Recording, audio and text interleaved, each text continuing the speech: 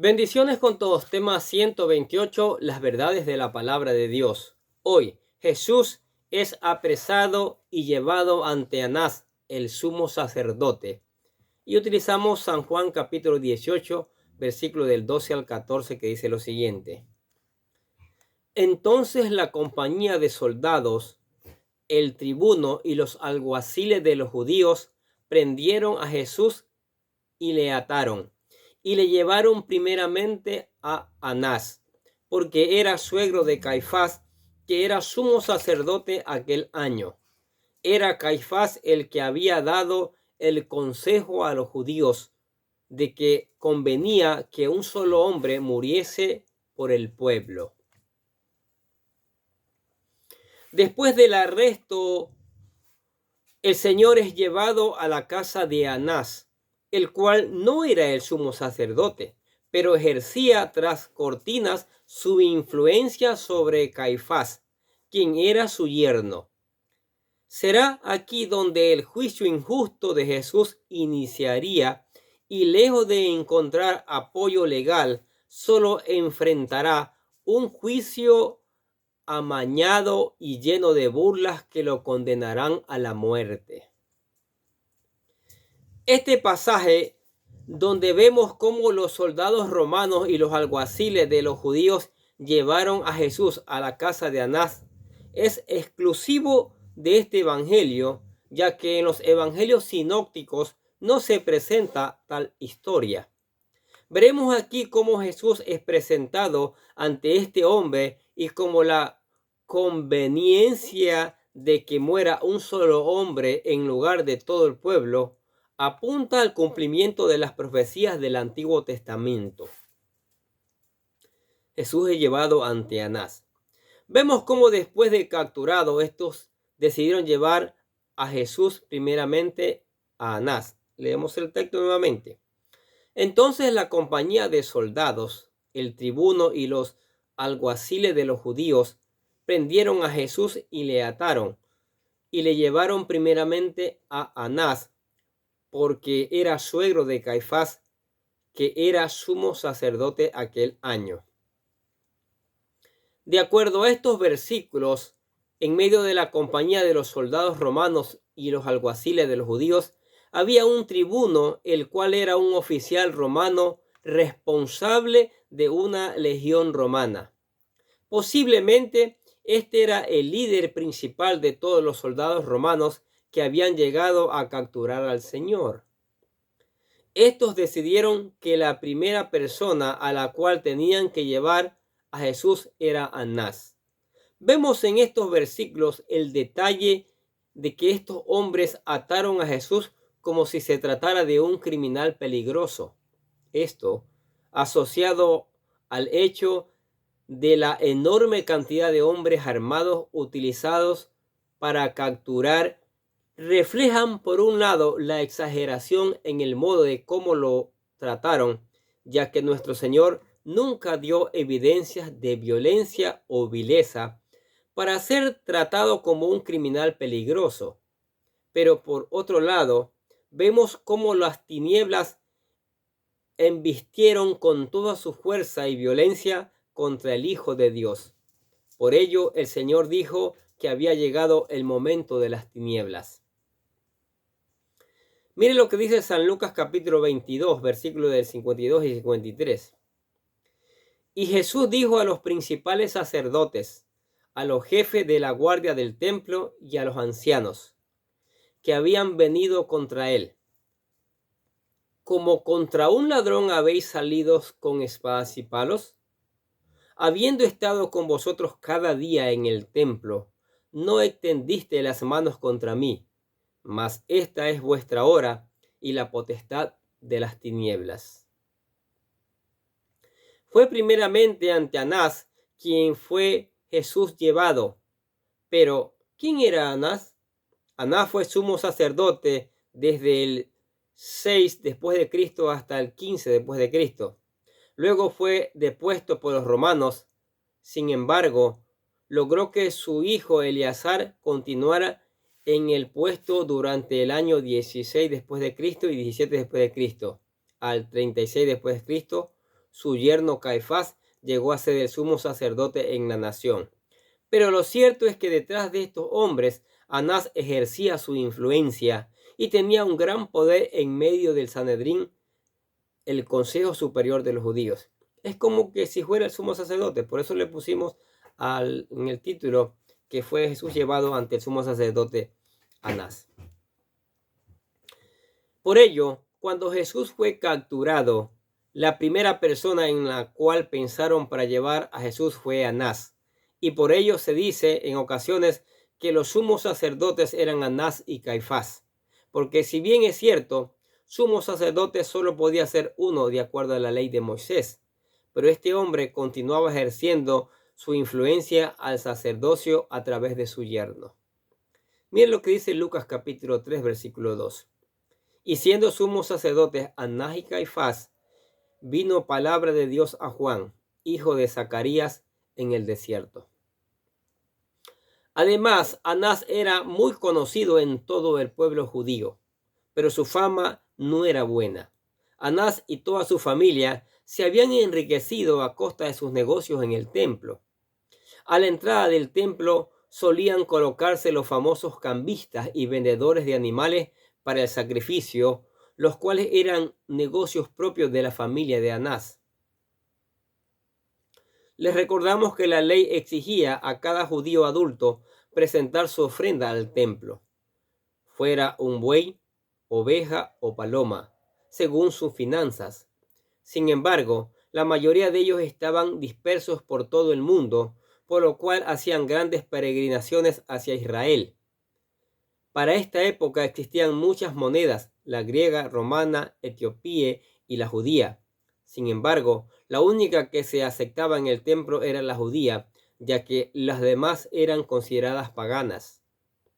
Todo judío que se presentaba en el templo tenía que cambiar sus monedas extranjeras por judías, pero lo hacían pagando más del valor real, ya que los cambistas sacaban gran ganancia de esto. Esto era necesario porque adentro del templo estaban a la venta los animales que se ofrecían para el sacrificio, los cuales eran vendidos a mayor precio del que se vendía fuera del templo. Ahora bien, si alguien compraba un animal afuera del templo y lo llevaba dentro del templo, antes de entrar existía un grupo de inspectores que examinaban a los animales y eran demasiado rigurosos a tal punto que generalmente rechazaban a todos los animales, declarándolos como no aptos para el sacrificio, por lo que el judío no tenía muchas posibilidades de que le aceptaran su animal para el sacrificio y no le quedaba otra que ser estafado dentro del templo. ¿Sí entendió? Estafado dentro del templo. Esto era un verdadero robo y todos sabían que las ganancias de estos negocios iban literalmente a la familia de Anás, la cual se había enriquecido de ello. Si recordamos, Jesús había echado fuera del templo a todos estos comerciantes, ya que se indignó de esta acción mezquina. Sí, leamos San Juan capítulo 2, versículos 13 al 16. Estaba cerca la Pascua de los judíos y subió Jesús a Jerusalén y halló en el templo a los que vendían bueyes, ovejas y palomas y a los cambistas allí sentados. Y haciendo un azote de cuerdas, echó fuera del templo a todos, y las ovejas y los bueyes, y les esparció las monedas de los cambistas, y volcó las mesas. Y dijo a los que vendían palomas: quitad de aquí esto, y no hagáis de la casa de mi padre una casa de mercado. A lo mejor Anás, quien era el dueño principal de estos negocios, aún continuaba molesto por esta acción, y creyendo que la mejor era llevarle a Jesús para que éste determinara lo que se tenía que hacer. La conveniencia de que un solo hombre muera. Ahora, aquí encontramos que Juan nos recuerda el consejo de Caifás dio en cierto momento para matar a Jesús. ¿Qué dijo? Era Caifás el que había dado el consejo a los judíos de que convenía que un solo hombre muriera por el pueblo. Si recordamos un poco, fue Caifás quien recomendó a todos los sacerdotes y líderes religiosos que lo mejor era dar muerte a Jesús, ya que su fama crecía, así como el número de sus discípulos, y esto podía poner nervioso a los romanos y promover una futura rebelión que determinara una gran matanza. Por ello, era mejor que muriera un solo hombre que todo el pueblo. Mira lo que dice San Juan capítulo 11, versículo 49 al 50. Entonces Caifás, uno de ellos, sumo sacerdote de aquel año, les dijo: vosotros no sabéis nada, ni pensáis que nos conviene que un hombre muera por el pueblo y que no toda la nación perezca.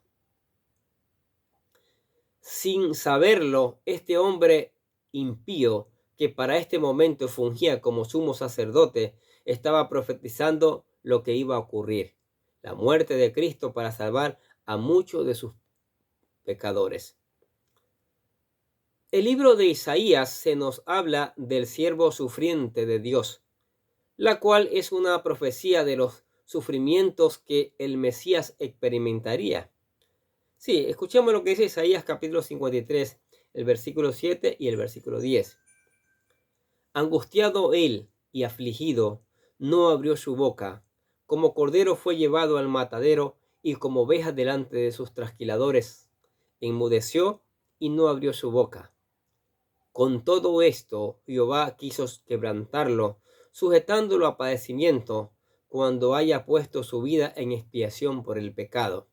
Verá linaje, vivirá por largos días, y la voluntad de Jehová será en su mano prosperada.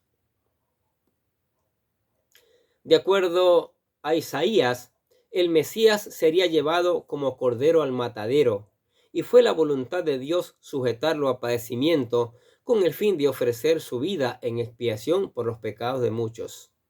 Mire lo que dice Primera de Pedro, capítulo 3, versículo 18. Porque también Cristo padeció una sola vez por los pecados, el justo por los injustos, para llevarlos a Dios, siendo a la verdad muerto en la carne, pero vivificado en espíritu. Cristo padeció una sola vez por todos los pecadores. Así un hombre, Jesús, murió por muchos que vivirían para la vida eterna gracias a su sacrificio. Hoy en día solo necesitamos arrepentirnos de nuestros pecados para poder acceder, gracias a Cristo, a esta gracia bendita. ¿Qué les parece estas verdades de la palabra de Dios? Comienza ya el martirio, el sufrimiento del Señor Jesucristo. Ya es apresado injustamente. Ya comienzan a hacerle juicios sin prueba alguna. Más adelante veremos cómo testigos falsos se presentan. Pero hoy sigue siendo lo mismo. La Biblia presenta claramente la muerte de Jesucristo para redimir nuestros pecados, para salvarnos. Pero muchos, gran cantidad, lo rechazan, hacen juicio en contra de él. Es más, dicen que la palabra es falsa, que es un libro de cuentos. Pero qué lamentable, qué tristeza produce todo eso, sabiendo que esta vida no termina acá, sabiendo que esta vida continúa en la vida eterna en los cielos para aquellos que le buscan, le aceptan, y la vida eterna de tormento en el infierno para aquellos que le rechazan. Que no sea su caso, querido amigo, querido familia, querido compañero, usted que escucha la palabra de Dios todos los días, usted que escucha estos videos, que no sea su caso.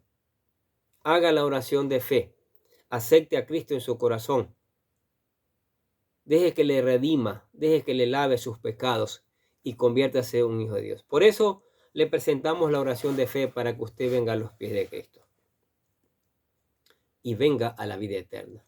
Hágala con todo su corazón.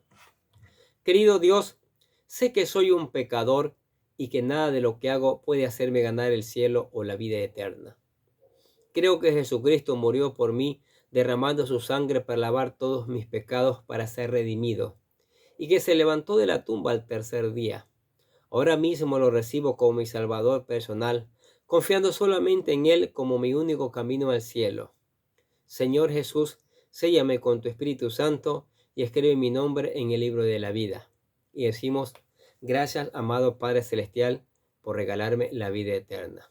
Qué maravilloso ser hijo de Dios, tener asegurada la vida eterna. Es que la palabra dice: cuando uno está en Cristo, nueva criatura es, las cosas viejas pasaron y vienen cosas nuevas.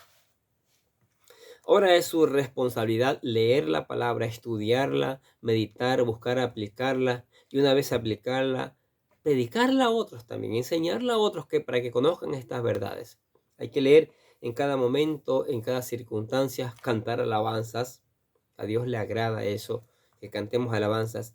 Y venga a la iglesia para seguir escuchando las verdades del Señor. Amén. ¿Qué les parece si oramos? Padre, te damos gracias por tu palabra maravillosa, tu palabra que nos infunde ánimo, tu palabra que nos llena, tu palabra que nos bendice, tu palabra que nos enseña aún sobre los juicios injustos que hicieron a tu Hijo, Señor. Te damos gracias por esa maravillosa palabra, Señor. Te damos gracias también por tu amor, por tu misericordia y por tus bendiciones que son abundantes y maravillosas cada día en nuestras vidas, Señor. Te damos gracias por la iglesia, por la familia, estas instituciones maravillosas que tú creaste, núcleo de la sociedad, la familia, que deben ser ungidas con tu Espíritu Santo, así como ungiste a la iglesia naciente allá en Jerusalén, Señor. Úngela una y otra vez para que pueda proclamar tu palabra, para que pueda predicar tu palabra con denuedo, Señor. Porque hoy se necesita eso en el mundo, Señor. Hoy necesita un mundo agobiado por el pecado, agobiado por la maldad, agobiado por todo tipo de perversidad, Señor. Necesitan que tanto la iglesia como la familia, formándose en un solo núcleo, prediquen tu palabra y el mundo se convierta, Señor, y el mundo cambie. También oramos por los amigos, por los vecinos, por los compañeros, por todos aquellos que escuchan la palabra de Dios cada día, Señor. Que tu Espíritu Santo traiga un despertar a esta palabra. Que esta palabra sea como martillo quebrantando la piedra, quebrantando los corazones duros, Señor, y haciéndolos sensibles a tu palabra. Que esta palabra cumpla su propósito. Que esta palabra caiga en tierra fértil donde dé fruto, fruto abundante, donde den frutos en cantidad de discípulos que caminen hacia la vida eterna, que honren tu nombre, discípulos que prediquen también a otras personas tu palabra, Señor. Tan necesario hoy día, Señor. Y por eso te alabamos y te damos gracias, porque esa palabra nos refresca cada día nuestras almas, Señor. Por eso te damos gracias en el nombre del Señor Jesucristo. Decimos amén. Y los bendecimos a ustedes que escuchan la palabra de Dios cada día. Sigamos escuchando, sigamos reenviando la palabra, sigamos reenviando, Señor, y poniendo en práctica que es importante. Y nosotros desde acá les deseamos que tengan un día lleno, pero lleno de bendiciones.